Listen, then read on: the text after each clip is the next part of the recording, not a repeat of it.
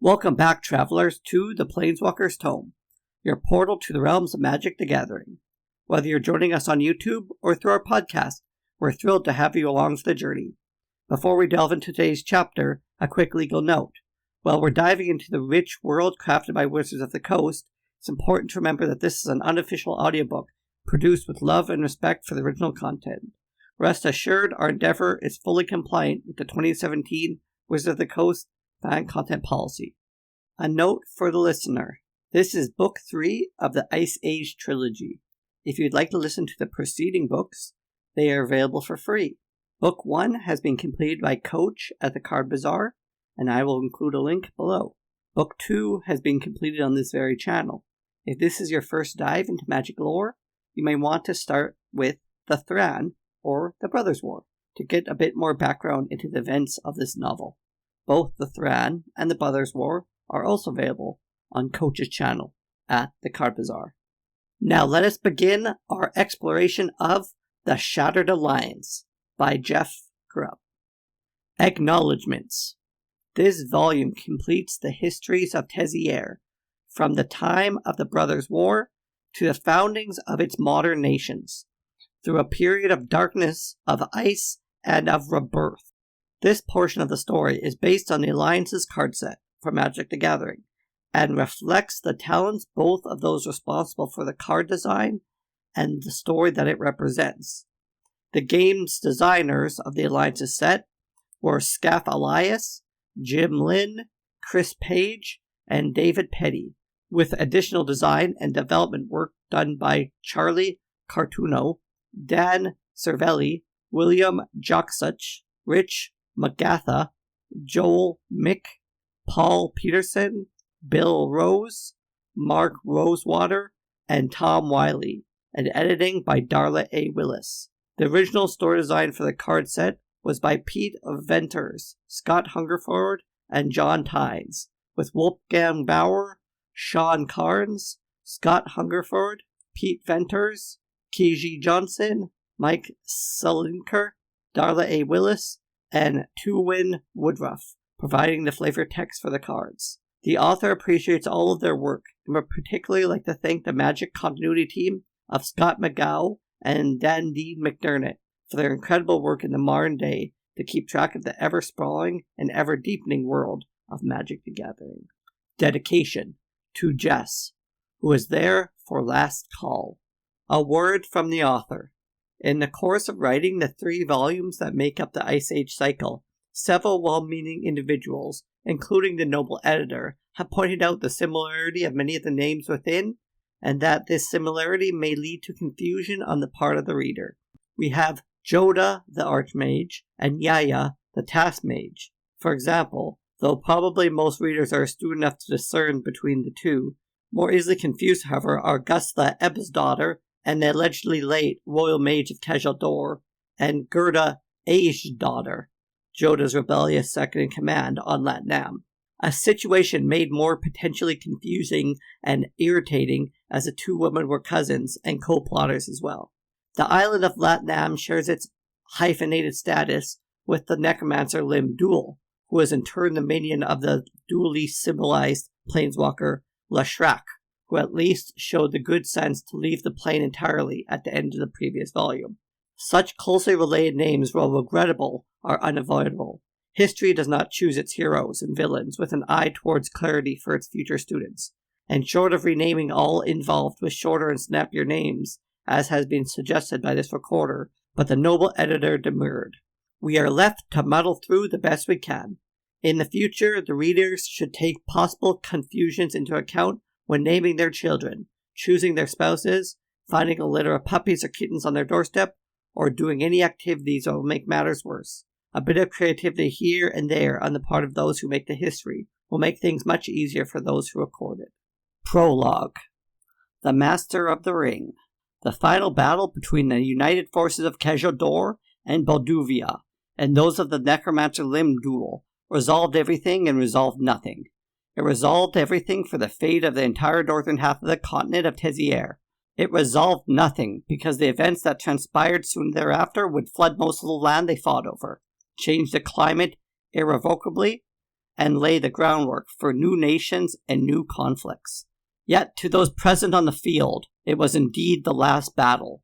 As momentous as that between the brothers Urza and Mishra, it was the final great conflict in the great war of the final age that would once and forever banish the forces of darkness from our world and send them screaming into the abyss. Terisiare and its people would be free, or they would be dead. There is no third choice. To those who fought the battle, comparisons to Armageddon were fully appropriate. Entire units vaporized in the magically charged air. Huge winged beasts dueled in the skies. Armored knights and savage warriors battled to the last breath against the hordes of the unfleshed dead. Minions of the great and powerful necromancer Lim-Dûl. Planeswalkers strode across the land, leaving canyons in their footsteps. Great mages contended with rainbow lances and mystic firefalls of magical energy. It is said that the blood in some places ran as high as a rider's stirrups, and the funeral pyres burned for days afterwards. To those who were present, it must have seemed the end of the world. Of course, it wasn't the end of the world. It never is. There are always survivors on both sides of the battle. Survivors who will live to tell the tale. Survivors who will nurse their wounds and plan anew. Survivors who will prepare the ground for the next last battle. Arkle, scholar of New Argive. Pain, confusion, anger. Marisil howled silently within his crystal prison and continued to scream as Lim-Dûl's hand, the hand that held the ring that held his soul, sailed through the air and crashed to the battle-torn ground. Once long ago, before the ice, Marisil had been a mage, and the mightiest of his fellows. A wizard whose abilities streaked across the sky like a celestial fireball. His spirit was unconquerable, such that he escaped the prison of his mortal form and took refuge within his ruby ring. For long, slow centuries he was trapped within that ring, until a fallen warrior of an icebound kingdom, one Lim-Dûl, discovered his lair. It was a simple thing to bind his own spirit to the warrior's, for their natures were akin to each other. And soon, Lim-Dûl, known and feared as Lim-Dûl the Necromancer, rose to challenge the fragmented natures of this later frozen age. Then, when victory was almost his, disaster struck again. The linking enchantment between him and his host was shattered, and Marisil was cast into the howling darkness once more.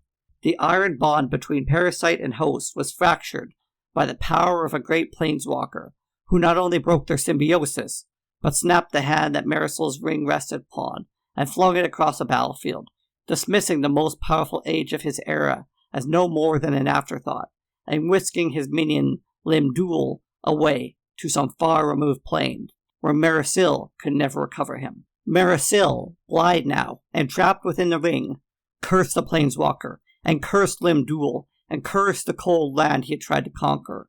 Most of all, he cursed Jodah, the Archmage Eternal of the School of the Unseen.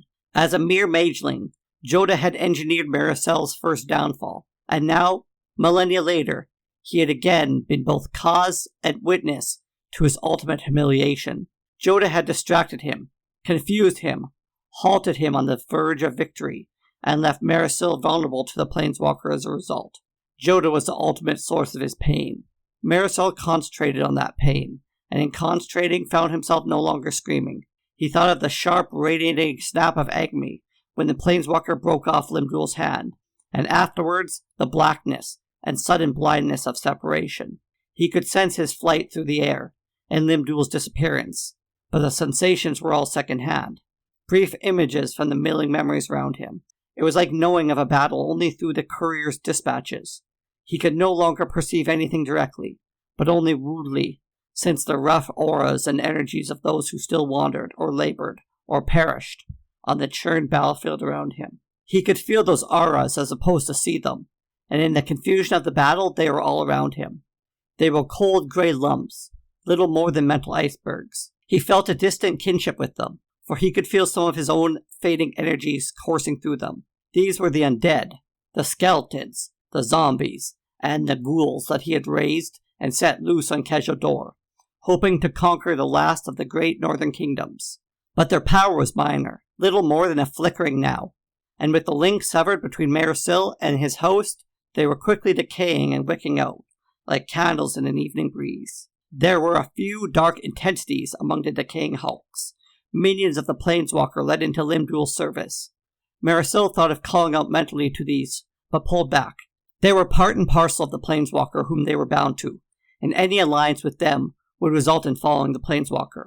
One particular intensity, an ebon mountain of dark emotions, came close, and Marisol marshaled himself, resisting to urge to cry out mentally, to call the creature to him, to call attention to his weaker self. In a short time, that dark intensity, and others like it, winked out, as they followed their master to distant plains. There were others on the field, lesser lights, mortals. These were the servants of Kjeld and the Balduvian savages, the living troops that had so successfully blunted his assault. They were but brief flickers, no more than mental fireflies, but they could serve. Lim-Dûl himself was no more than a broken, freezing deserter when Marisol had first pulled him into his orbit, had first granted him power in return for his soul, a soul gladly given. The ring-trapped mage contained himself, realizing that the pain racked him was no more than a phantasm, a shadow of his former self, now lost forever. He imagined himself taking a deep breath. The habits of a living host died hard, and tossed out his mental lines. Come to me, he thought across the battlefield. Come to me and gain great power. But the laggards on the battlefield had their minds elsewhere, on bleeding, and fighting, and dying. None were close enough, or powerful enough to truly meet his needs. Marisol grumbled, and for a moment an icy fear struck through him. If Jodah was to find him, and recognize the danger, the Archmage could seal him away. Marisol would have to wait for the world to change again, or for Jodah to die, before reaching out to snare a new host. And Jodah had shown a remarkable reluctance to die. Marisol almost despaired. Then he felt a brilliance at the edge of his sentence. It was a potentially powerful aura, yes. He shrank away at first, fearful it was Jodah himself, but reconsidered and reached out again. No, it was not the Archmage, but rather a more suitable candidate for his power. This new mind burned bright with its own fury and confidence, but just as importantly, it seemed to be searching out for him as well. Marisol could feel great strength in this one. The mind would be hard to tame, but would be more profitable to him in the long run. When he had merged with Lim-Dûl, he had swept through, overpowering the mind and pressing his own thoughts and memories upon the near-frozen deserter, effectively replacing, no, becoming Lim-Dûl. He would have to be more careful with this one, he realized. More cautious. Come to me, he thought. Come gain my power. His prey halted, no more than a few feet from where the severed hand lay. It paused, maddeningly close. Marisol held his imaginary breath, fearful that he had pulled too hard, that he had alerted his quarry to his presence. That would never do. He would have to be careful. He banked his mental command to the merest whisper, the slightest hint. Come to me, he thought softly. His prey took one hesitant step towards Marisol's resting place, then a second, then a third. Marisol, trapped within his ring, was aware of motion, of the sweet proximity of his victim. He could almost shudder when a living hand gripped the stump of Lim-Dûl's shattered appendage. The hand that bore his prison was raised, and he could start to sense again, through the eyes of his would-be victim. Marisol could see through his prey's eyes, regarding the bony, broken hand, its bloody flesh stretched over clawed bones, its fingers bedecked in rings. The largest of the rings was a ruby that held Marisol's soul. Carefully he willed himself into his prey, pressing his soul into that of his discoverer. He did not want to alert his quarry, but he knew he must be quick. On the battlefield, something else could go wrong, could interfere with his escape. Yes, the mind was sharper than Lim-Dûl's, though like any other on the battle-turned ground, it was shocked and battered. Its body was exhausted but whole and healthy, and its spirit was worn but still strong. Strong enough to put up a fight and make things difficult. Strong enough to call attention from powerful beings that Marisol would rather not confront until he recovered his strength. After the rigors of the war, it would be a slow recovery. Having scouted his mortal host, body and mind, Marisol pulled back, not to the ring, though he would always need that talisman nearby, but into the base of his host's brain. There, at the stem, nesting among the most primitive of the mortal emotions, Marisol set up his redoubt, a mental version of his keep at Trestlehorn. He sealed off the exits and sent out his spies to report what knowledge existed elsewhere in the host's brain. Marisol established his pickets against the future incursions, and most of all, discovery by more powerful beings. Lastly, Marisol found the part of his host's memories that encompassed the last few moments, covered it with a dark cloud, reducing the entire encounter with Lim-Dûl's hand to a little more than a half-forgotten memory. Out in the real world, on the snowy battlefield filled with corpses, Maricel's host placed a ring-bedecked hand in his backpack and loped over the battlefield, seeking some other goal. Nested at the base of his brain, Maricel smiled to himself and planned his revenge. Chapter 1. Hand of Glory. With the coming of the Age of Storms, the veil was at last lifted, if only partially, from the great school of the unseen, the mysterious magical college at Latnam. Claiming its heritage from the time of the brothers, this secretive group revealed themselves, in part to the western lands in the years following Freyalise's world-shattering spell. The school's wizards and sages wandered over most of western Terisiare, from the island-strewn waters that covered old Almaz, north of the Ochran Mountains, and from the dwelling shores of Latnam itself, to the Sea of Laments. During these crucial early years, they helped evacuate, rescue, and resettle those whose homes and towns were lost to the floods. One question that has plagued later recorders and historians has always been, why did they do it now? This group of mages have remained quiet and forgotten, in hiding for thousands of years, all through the slow degradation of the world and the coming of the ice. Yet, suddenly they were an active force, still closed-mouthed and secretive, but acting abroad in the land, even helping found the cities of New Samifa and Efuin Picard. What had happened? Some point to the rising common interest between the magical islanders and the mainland. Some say that the mages were forming their own satellite operations for the eventual abandonment of Latnam, foreseeing the destruction that would visit their own home. Others looked at the renewed interest as a prelude for intended conquest, foiled only by their own sudden devastation. And some historians point to this sudden activity as evidence that the school was no older than the end of the ice itself, that all the talk of its everlasting existence was a hoax, designed to impress the locals with the supposed permanence and inherent superiority of the school, and that at best these mages had taken the name and the garb of a past organization and presented themselves as its heirs. More thoughtful individuals had ventured that the change in the world was matched by a change in hearts of those who ran the school. Others talked darkly of a revolt that forcibly altered the school's control, removing the older, hidebound scholars,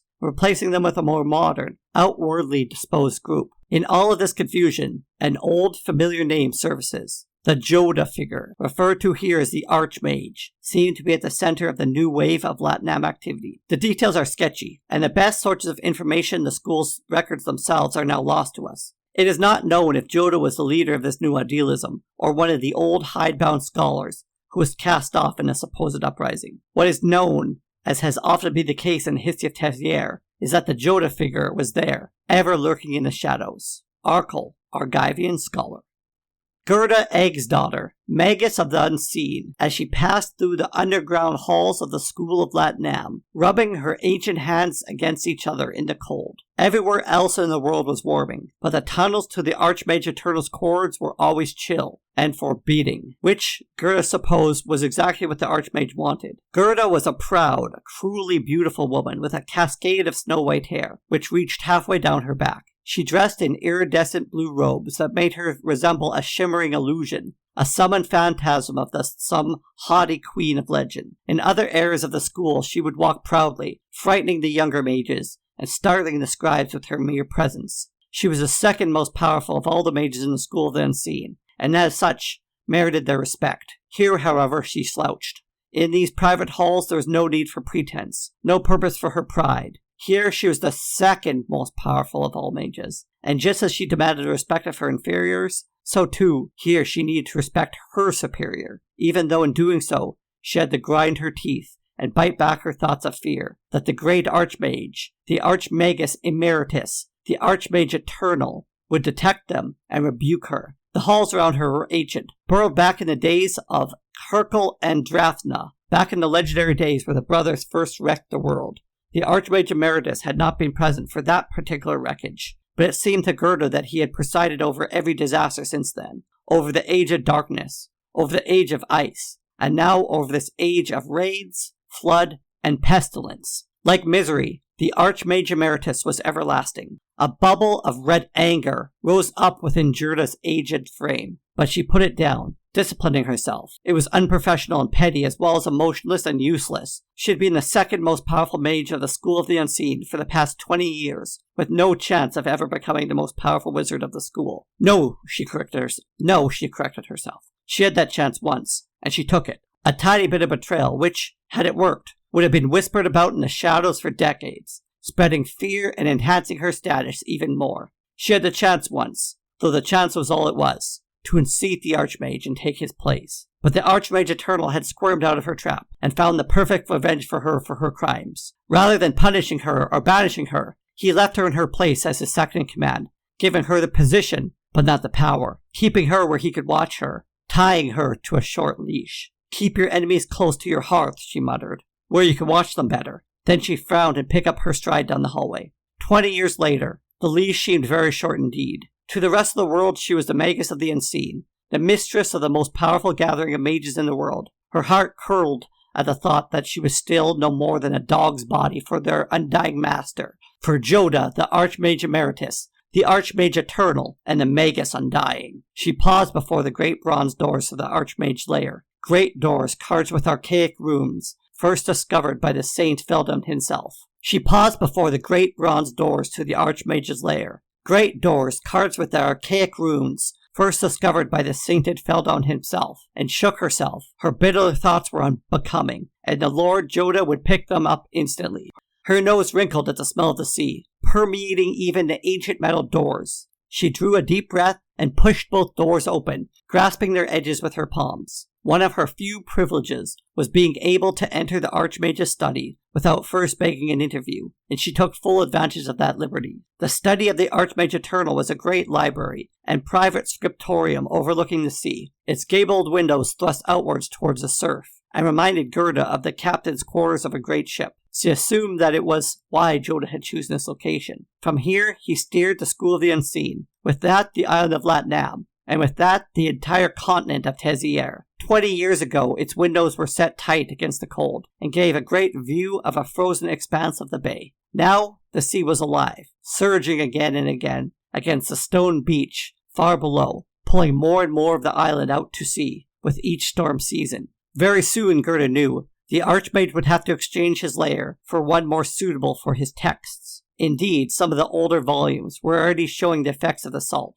their covers and cases beginning to bleach from the briny air. The windows, once double sealed by magecraft and handicraft, were now open, and a southern breeze heavy with salt filled the room. The Archmage Eternal was seated at the open window. He was pretending to be lost in thought, staring out over the choppy ocean beyond. But Gerda saw the flash of reflected light as his hand moved into his vest, quickly slipping something back into his inside pocket. He was musing over his mirror again, thought Gerda. Vanity was just one more sin to lay at Jodah's door, though she knew well enough that part of the Archmage's power was bound up in his mirror. He was shy enough about it when caught. It embarrassed him. That embarrassment pleased Gerda to a small degree. Jodah did not turn to her. "Is there a problem, Magus Egel's daughter?" Gerda placed her palms together in respect. "You have a visitor from the mainland, Archmagus, requesting an audience." "A visit important enough to cause you to come to me?" said Jodah, turning towards her with a tired smile. "When I am normally not to be bothered with such common matters, it must be dire news indeed."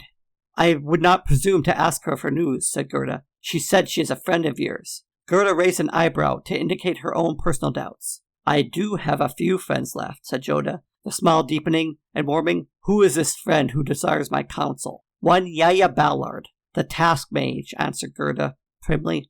"Are you to be bothered with this common matter?" Jodah's smile froze for an instant, and Gerda felt a small victory in her heart. It was rare for her to get under the Archmage's skin, and she relished in it. The moment was short-lived, of course, for the warmth beneath the Archmage's smile returned. "Of course," she said. "Send her down at once. I will tidy up in the meantime. That will be all, Gerda Egel's daughter." Jodah walked over to his oversight desk as if Gerda were no longer there. Indeed, as far as he was concerned, she was not. Gerda Egel's daughter, the second most powerful wizard of Latnam, the power beneath the throne, the acting Archmage when Jodah was not in residence, placed her palms together and bowed, regardless, and backed out of the room, pulling the doors shut behind her. As she paced down the halls, she shook her head. She had surprised her ancient superior, that much was sure, but the smile that followed his start of surprise bothered her now. It was deep, and it was warm, and most frustrating of all, it was honest. Gerda knew she would never earn a smile like that from Jodah. Archmage Emeritus of the School of the Unseen. Joda's first impulse upon hearing the bronze doors clang shut was to tidy his office. He picked up a pile of papers and corrected himself immediately, setting the pile back down where he'd find it. Yaya would know that he made the attempt to clean at once, and would be amused. She wouldn't care whether his lair was neat or messy, and she herself was invulnerable to housekeeping, as far as he could tell. Well then, he thought, was there information that he would not want to share with her? He looked around at the scrawling papers cascading off his desk, his study table, and his reading stand. Reports from the western provinces close to Lapdam. Maps and more reports. Nothing that he needed to keep hitting. Still, it was a mess. Though a mess that he knew down to the last jot and iota. There, for example, beneath a bundle of maps describing seawall erosion alongside the shore of the island, would be a scholarly report on the stabilization of the 5-color magic theory. There, under the crop reports from New Samifa, would be an equally concerning dissertation on the increase of mosses and smuts along the southern coastal forests. Here were missives in Elvish, detailing increasing primate activity in the Yavimaya forests. There would be 3 square-bound volumes of recently inscribed and extremely biased histories detailing the war against Lim-Dûl from the viewpoint of the victorious Kaldorian, mentioning Joda's contributions only in passing. Over there was a letter from a wandering colleague, stating that the long-lost coral helm had been found. Scattered around were his own writings, of course. Those were not histories, but rather researches into the natures of magic itself, the growth of the colors of magic, of their terrestrial links, and of the personalities that would tend to use such magics. How such artifacts seemed to gain power through proximity to great magics, where others were constructs, powered by more physical laws. He kept detailed pads and hunks of foolscap in between the other reports, each marked with sudden jolts of inspiration. Most were illegible, and even Joda now held onto these notes in hopes that he would remember what he was thinking when he wrote oxen-driven pumps, and shoved the note beneath the cracked level covers of a dictionary of dwarvish terms. At last, Joda smiled, and held up his hands in defeat. Nothing short of a pyrokinetic explosion would diminish this lot of papers, and nothing short of a year's worth of time could sort it into any recognizable order useful to others. Perhaps it was time to move, he thought, in hopes that some of this collection would be lost, sorted or otherwise, disappear from his overview. He retreated to the open window and set himself down on its windowsill. He looked out over the churning sea, which in the years following the ice had resumed its pounding of the shores. At the foot of his cliff, a beach of storm-smooth stones bore witness to the sea's relentless effects. In the distance, the mainland loomed like a dark smudge along the far horizon. Dull-hued clouds skittered over it. Already the far shoreline had retreated before the rising sea as the ocean flooded the coastlines and inundated the farms and cities. He mentally considered the amount of time it would take Gerda to get back to the reception area, then get a scribe to usher Yaya down to him. No. Gerda would want to bring the task mage down herself, and hang about the Gerda would want to bring the task mage down herself, and hang about the fringes, trolling continually for anything she could use to keep Joda on his toes. So subtract the amount of time searching for a minion to do the work, he thought, and double it for the amount of time Gerda and Yaya would spend in verbal wordplay. Neither woman liked having the penultimate word in any discussion.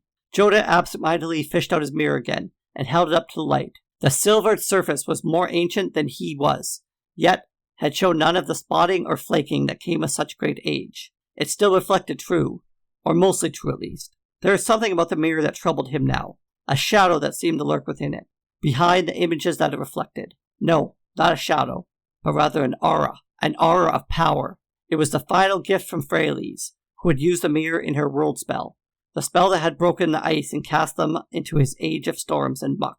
What had she said, the last day they had spoken? That all magic was change, and that he should think twice before using it again. Joda was sure she had changed his mirror, adding something to its basic nature, something powerful, and dark, and dangerous, without a doubt, something that would give her the last laugh.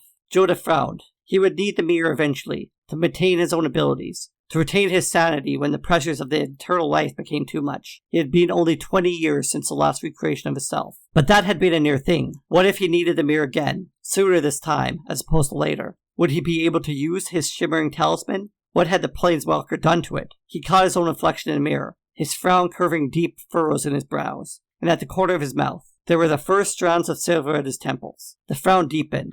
Had Freyalise done something to them as well, when she played with his mirror? Was this some measure of her revenge, or was the ages simply catching up to him at last? He was expecting his guest this time, so when Gerda pushed the double doors open, he had already tucked his mirror back into his vest pocket, over his heart. No point in giving that woman another easy mark to count her coup upon. The magus strolled into the room. Her hair was like a white banner. Following behind her was Yaya. Yaya Ballard sauntered casually after her, a battered knapsack of her type, used by the old Sky Knights hanging from one arm. "The task mage, my lord," said Gerda, pressing her palms together. "Yaya," said Joda, rising from his seat. His eyes were locked on the woman. Without looking, he said, "That will be all, Gerda's eggs, daughter." He was aware that the doors had closed, presumably with the aged magus on the far side of them. Yaya showed her age as well, thought Joda, and indeed, age had done her well. She had lost some of the childlike plumpness in her face, and her features were sharper, stronger, and more refined. Her hair remained the deep red-brown of fallen leaves, and her eyes the green of the churning seas below. She no longer dressed in the tightly fitted adventurer's leathers of her youth, but the form beneath the flowing ruby robes and magenta cape was still compact and muscular. There were the first hints of lines at the corners of her mouth, laugh lines, or crying lines they called them. She raised her hands outwards. "Lord Joda," she said. Joda took both hands in his hands and said, "Not Lord, please, just Joda." As he said it, he saw the fire dance in her eyes. Yaya opened her mouth to speak, but Joda held up a hand, index finger raised to silence her. He walked over to the doors, pressed 3 separate cartridges, muttering softly as he did so. "There," he said. "We can speak freely now." "You suspect listeners?" said Yaya curiously. "One listener in particular," said Joda. "A white-haired wizardess, who, despite her station, would not shrink from pressing her ear to a bronze door." "So now she hears nothing?" asked Yaya. "On the contrary," said Joda, smiling. "The spell I activated creates the sound of me singing." "Cruel and unusual punishment," said Yaya, clearly amused. "Singing," repeated Joda. "A song from my childhood. A particularly catchy little tune that loops itself right back to the beginning for each verse. She'll have it caught in her head for days." "That is cruel," said Yaya, a sly smile on her face. "And unusual," said Joda. Yaya looked around for some place to sit. Joda realized that he had used every flat surface in his room for his notes and volumes, and had not even cleared off a bit of space for his guest. Embarrassed, he lifted an entire sheaf of papers, stacked on a now useless atlas of the Almaz coast, and set the entire collection aside on the floor. Yaya settled smoothly into the vacated seat. "Why do you keep that dreadful woman around?" she asked. "That dreadful woman is a very competent organizer and a half-decent researcher," said Joda, "and a powerful wizard in her own right. And I think you keep her around just to torment her." "And yourself," said Yaya, the smile tugging at the corner of her lips. Joda shrugged. "She spends a good part of her life coming up with small victories in our continual sniping, but she spends the rest of the time keeping the school running. If something requires my attention, she considers it a personal failure, and she strains doubly hard to make sure I'm left alone. Not the best of motives in a subordinate, I will admit, but she produces such excellent results." Yaya leaned forward in her seats. "I think it's because you like playing with fire. The idea that she tried to get rid of you once gives you something to think about, keeps you from getting bored," she settled back. "Trust me on this. Playing with fire, and you'll get burnt. I speak as one who knows." Joda nodded. Yaya was a task mage, and a wizard who kept a select spellbook of particular spells that are available for hire. The vast majority of those spells were flame-based, pulling their powers from the fires of the great mountains. While Joda knew a great many things, Yaya knew a few, but she knew them extremely well. Instead of conceding the point, Joda said, "You look very good." Yaya smiled. "You look," she faltered for a word both truthful and kind, "tired. You've been working too hard, haven't you?" Joda grimaced. "Old. I look older," he thought to himself. Instead he said, "There's much to do in these recent days, in the wake of Freyalise's spells. You know, I've been considered alive for quite some time, and every age considers itself to be the shadow of some golden age of the past. When I was a boy, we dreamed of the world that the brothers ruined. When I first met you, everyone thought of the age of my childhood as some warm, comfortable paradise. And now, everyone bemoans the wet and the rain and the storms, and wishes for the cold, comforting glaciers that once wrapped us." "Of my childhood, when I was a boy," said Yaya, with a stern mockingness, mimicking Joda's mattered lecture style. "We don't have all these modern things like colored mana and book-learned spells. We had to work magic with our bare hands, tearing the mana out of the land with our teeth, and beating it until it did what we wanted it to." Joda laughed, and it was an easy laugh. It was hard, he reflected, being a continual archetype of the ancient wizard style. Yaya would never let him take himself too seriously. He settled himself on the window's bay again and said, "Well, the world has changed, and change is the source of magic," said Yaya, continually mocking Joda. Joda shook his head, and Yaya continued, in her normal voice. Things have changed. It looks like you've been hard at work out here, she nodded at the piles of papers. I do what I can, said Joda, sighing. Warning people of what areas are likely to be flooded, helping in the evacuations when they ignore me, trying to keep most of the western continent itself fed. It hasn't been easy. The other end of the continent is just as bad, said Yaya. The seas are coming miles inland now, wiping out coastlines like scribbles on a chalkboard. Forests are becoming swamps, overhanging with moss and vines. Islands are appearing where there are none before, and some ancient excavations from the time of the brothers have collapsed, forming great sinkholes. Joda nodded. It's like that here as well. What mages we train, we often send out into surrounding areas to minimize the damage as much as possible. He shook his head. Gerda had a fit when I first ordered that. It made all the lesser mages swear an oath never to reveal the school's exact location. The secrecy of it all had added to the prestige of the school, of course, which had been an advantage to us.